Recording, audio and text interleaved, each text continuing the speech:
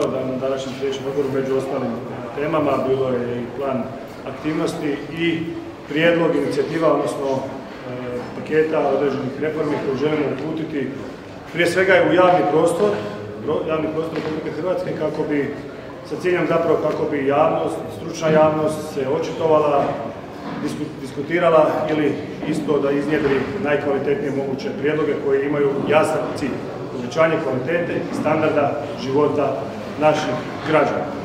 I mislim da je to cilj koji treba biti općenito glavni i osnovni politički cilj djelovanja svake političke opcije, pa tako naravno i naše.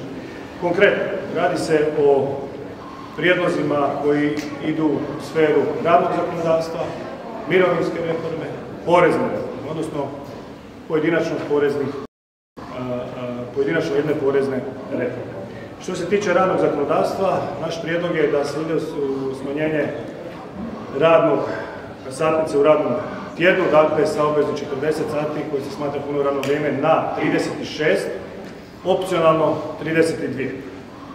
Kad kažem opcionalno 32, to znači da ukoliko radnik želi se odreći plaćenog dnevnog odmora, to on može napraviti. To ne znači da ga neće imati, samo da mu neće biti plaćen, odnosno da njegova satnica u tjednu će biti 32.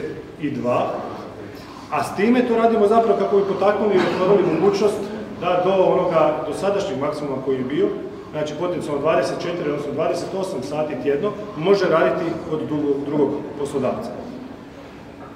Svojevrsni, kako je to u Njemačkoj nazvan, mini job, koji bi bio samo opterećen sa 15% mirovinskog dodatka, odnosno doprinosa izbora. Znači bez poreza, bez doprinosa na zdravstvo. Znate što to znači za poslodavca, znate što to znači za nestašicu radne snage, a i time dajemo mogućnost našim građanima, da oni koji žele raditi kod kuće i koji su prepoznati na tržištu rada, da dodatno zarađuju, pogotovo u ovim kriznim vremenima. To ne znači bilo kakvo umanjivanje radničkih prava. Ugovori ostaju na isti. Svi koji su potpisani ostaju isto. Dakle, doslovce, ono što ste radili 40 sati tjedno, sada možete 36, odnosno 32. Kada gledamo za javne službe i države, to znači da onima koji su vam potrebni, oni koji su dobri, njima možete ponuditi sustava državne javne službe da rade prekovremeno. Sve ovaj sad rada iznad 36 ili iznad 32 se tretira kao prekovremeno i tako se i obračuna. Vi možete ponuditi svom radniku da radi. To znači da izdvojite one koji zbilja su produktivni, oni koji zbilja mogu i na taj način dodatno i vama i njima omogućite i produktivnost, a i